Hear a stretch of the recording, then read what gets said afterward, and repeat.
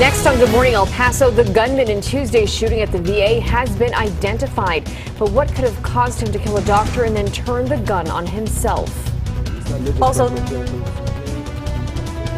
the borderland is under a first alert for possible freezing rain. We'll tell you which schools have a delayed start this morning and what you can expect out on the roads. Plus, these alleged perpetrators claimed that they avenged the Prophet Muhammad. I say to them, they offended the Prophet today. The attack of terrorists that killed 12 is getting reaction from around the world. Why countries are on alert for more possible terrorist attacks. Live, where news comes first. From the Mesilla Valley and Las Cruces to El Paso and the borderland. This is ABC 7's Good Morning El Paso. And they sent the alert notice of, active shooter at the VA clinic. Don't go there and all this stuff. And I don't know, for some reason or the other, Jerry just popped into my head.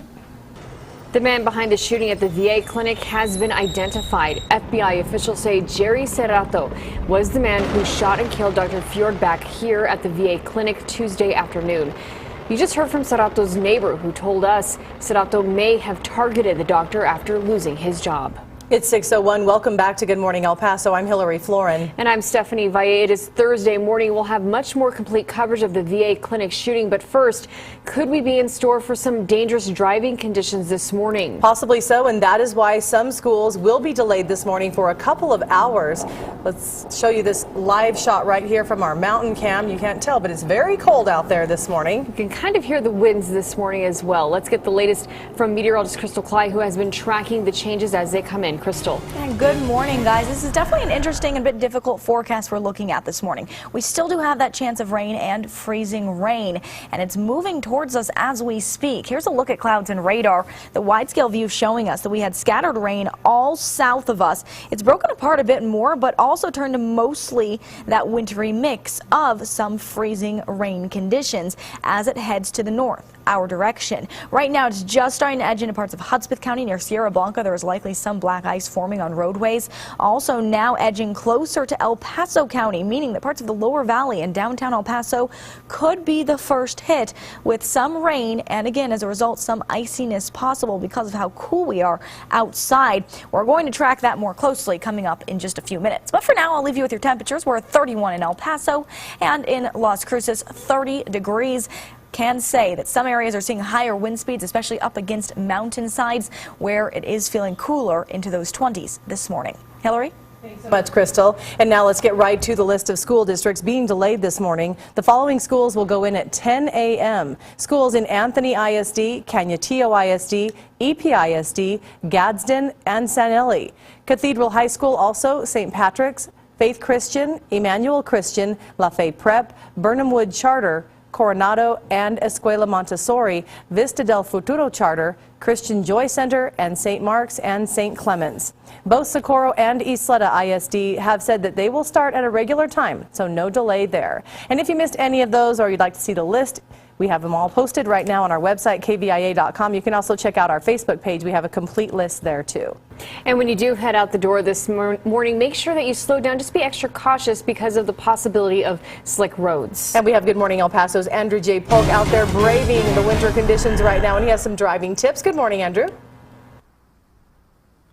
Good morning, Hillary and Stephanie. We're out here in west central El Paso, rather, overlooking I-10, where it's pretty cold out here, definitely this morning, and a little bit windy, but we haven't seen too much rain, or really any rain or any precipitation of any kind just yet. And what we have seen the snow plows and snow trucks out here looking for problems and ready for it. We have been told that TxDOT is on standby. So if you do have to head out on the roads today, there are a few things you can do to make sure you stay safe if we do get any of the weather that we are looking at. Now, we may not see the same kind of snow and ice as other parts of the country, but we can still see the effects from bouts of winter weather messing up traffic and traveling. And again, we do have TxDOT on standby out here today looking for anything. There are things you can also do to make sure you stay safe, even if you, again, do have to head out on the roads.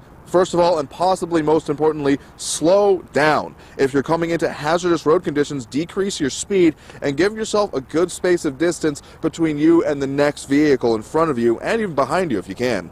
And also make sure to check your tires before heading out in bad weather. That traction is the only thing between you and the road, so make sure your tires are in good condition and replace them if the tread is worn. And watch out for other drivers on the road. We've seen a lot of times before, even if you're being safe, someone else might not be that careful on the roads, so make sure that you're being aware of what's happening around you.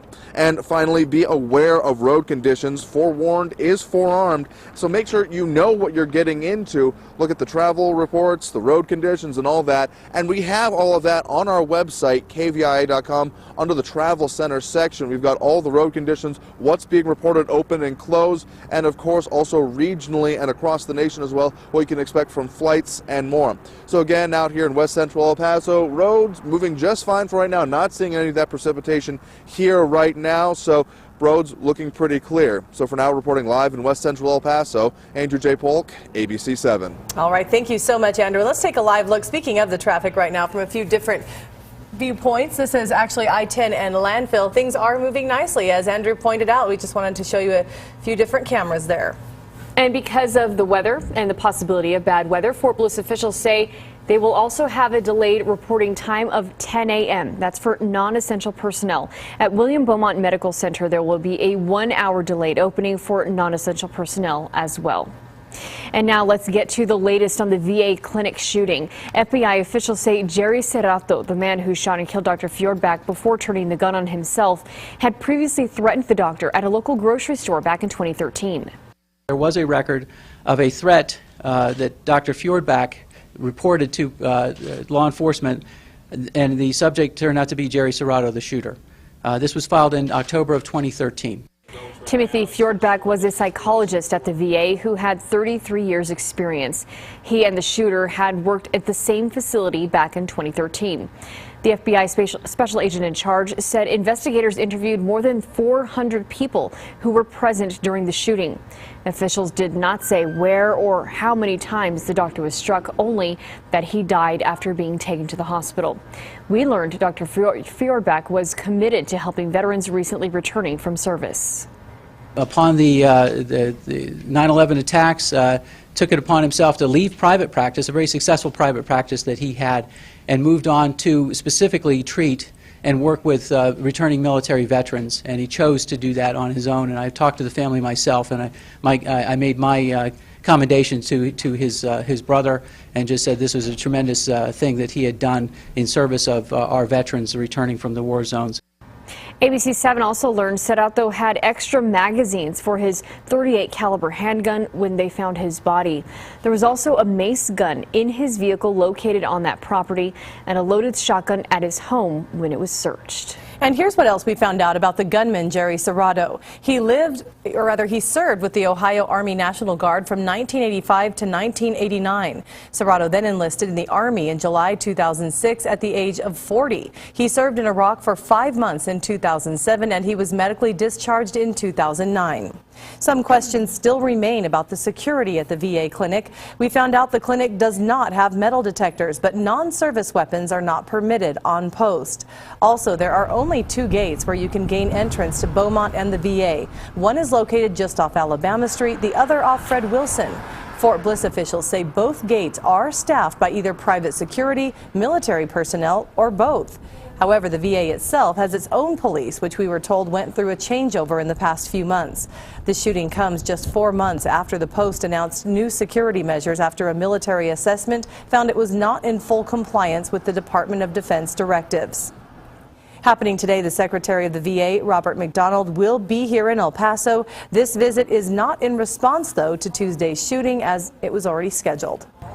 It is 6:09, and we're continuing to learn more about the gunman at the VA clinic. His neighbor tells us Serrato had anger issues specifically directed at the doctor. Coming up, we'll hear what else he had to say about him. And the manhunt continues this morning for the people responsible for yesterday's attack at a French magazine office, the latest in just a bit. And at 6:09, we'll check in with Crystal Cly. She's tracking those chances for sleet and ice this morning. It's cold out there. It really is. Yeah, very cold outside this morning, and on top of that, that pink on radar, the iciness, tracking closer and closer to town. We're going to take a closer look after your break. This is ABC 7, where news comes first.